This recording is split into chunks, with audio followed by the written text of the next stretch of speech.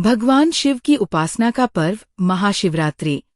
इस मौके पर लाखों श्रद्धालु शिव मंदिरों में जाकर रुद्राभिषेक करते हैं। बहुत से लोग शिवरात्रि का व्रत करते हैं और रात्रि जागरण भी करते हैं। भगवान शिव में आस्था रखने वाले और महाशिवरात्रि का व्रत करने वाले लोग शिवरात्रि कथा जरूर पढ़ते सुनते हैं। मान्यता है कि इससे भक्त की आस्था और ज्यादा मजबूत होती है। तो आए सुनते हैं महाशिवरात्रि व्रत कथा। शिव पुराण के अनुसार प्राचीन काल में चित्रभानु नामक एक शिकारी था। जानवरों की हत्या करके वह अपने परिवार को पालता था।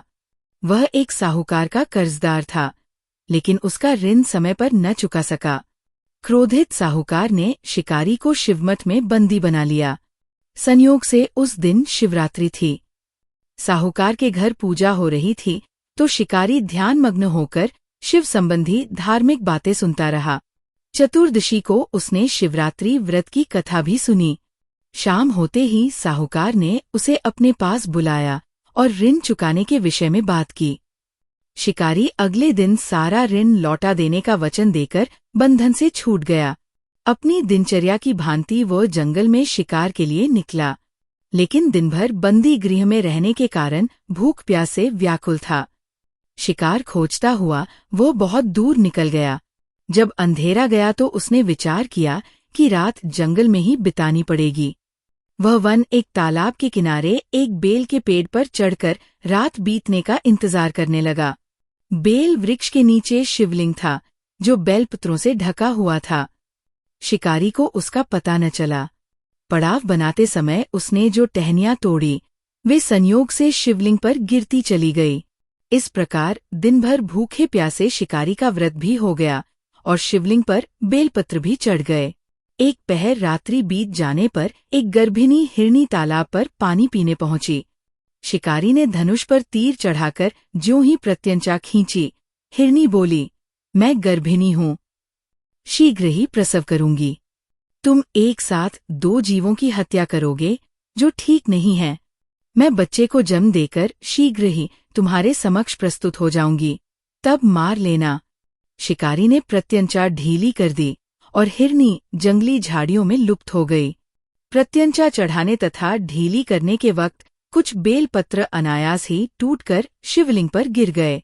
इस प्रकार उससे अनजाने में ही प्रथम प्रहर का पूजन भी संपन्न हो गया। कुछ ही देर बाद एक और हिरनी उधर से निकली।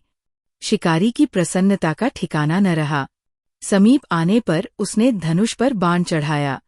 तब उसे देख हिरनी ने विनम्रतापूर्वक निवेदन किया, हे शिकारी, मैं थोड़ी देर पहले ऋतु से निवृत्त हुई हूँ। कामातुर विरहिणी हूँ। अपने प्रिय की खोज में भटक रही हूँ। मैं अपने पति से मिलकर शीघ्र ही तुम्हारे पास आ जाऊंगी। शिकारी ने उसे भी जाने दिया। 2 बार शिकार को खोकर उसका माथा ठनका। वह चिंता में पड़ गया। रात्रि का आखिरी पहर बीत रहा था। इस बार भी धनुष से लगकर कुछ बेलपत्र शिवलिंग पर जा गिरे तथा दूसरे प्रहर की पूजन भी संपन्न हो गई। तभी एक अन्य हिरनी अपने बच्चों के साथ उधर से निकली। शिकारी के लिए ये स्वर्णिम अवसर था। उसने धनुष पर तीर चढ़ाने में देर नहीं लगाई। वह तीर छोड़ने ही वाला था कि हिरनी बोली, हे शिकारी, मैं इन बच्चों को इनके पिता के हवाले करके लौट आऊंगी। इस समय मुझे मत मारो। शिकारी हंसा और बोला, सामने आए शिकार को छोड़ दूं, मैं ऐसा मूर्ख नहीं। इससे पहले मैं 2 बार अपना शिकार खो चुका हूँ। मेरे बच्चे भूख प्यास से व्यग्र हो रहे होंगे। उत्तर में हिरनी ने फिर कहा, जैसे तुम्हें अपने बच्चों की ममता सता रही है, ठीक वैसे ही मुझे भी। हे शिकारी, मेरा विश्वास करो, मैं इन्हें इनके पिता के पास छोड़कर तुरंत लौटने की प्रतिज्ञा करती हूँ। हिरनी का दीन स्वर सुनकर शिकारी को उस पर दया आ गई। उसने उस मृगी को भी जाने दिया। शिकार के अभाव में तथा भूख प्यास से व्याकुल शिकारी अनजाने में ही बेलवृक्ष पर बैठा बेलपत्र तोड़ तोड़कर नीचे फेंकता जा रहा था। पौ फटने को हुई तो एक हृष्टपुष्ट मृग उसी रास्ते पर आया।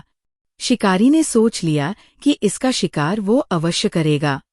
शिकारी की तनी प्रत्यंचा देखकर मृग विनीत स्वर में बोला, हे शिकारी, यदि तुमने मुझसे पूर्व आने वाली 3 मृगियों तथा छोटे छोटे बच्चों को मार डाला है, तो मुझे भी मारने में विलंब न करो, ताकि मुझे उनके वियोग में एक क्षण भी दुख न सहना पड़े।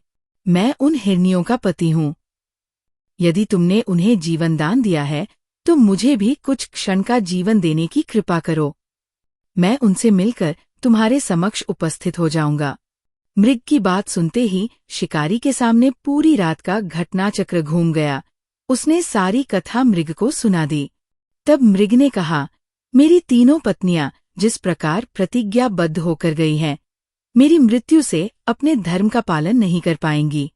आथ जैसे तुमने उन्हें विश्वास पात्र मानकर छोड़ा है, वैसे ही मुझे भी जाने दो। मैं उन सबके साथ तुम्हारे सामने शीघ्र ही उपस्थित होता हूँ।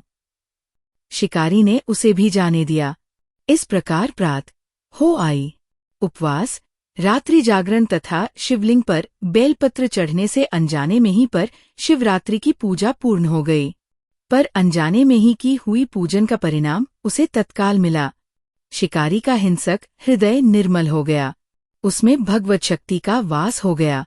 थोड़ी ही देर बाद वह मृग सपरिवार शिकारी के समक्ष उपस्थित हो गया, ताकि वह उनका शिकार कर सके।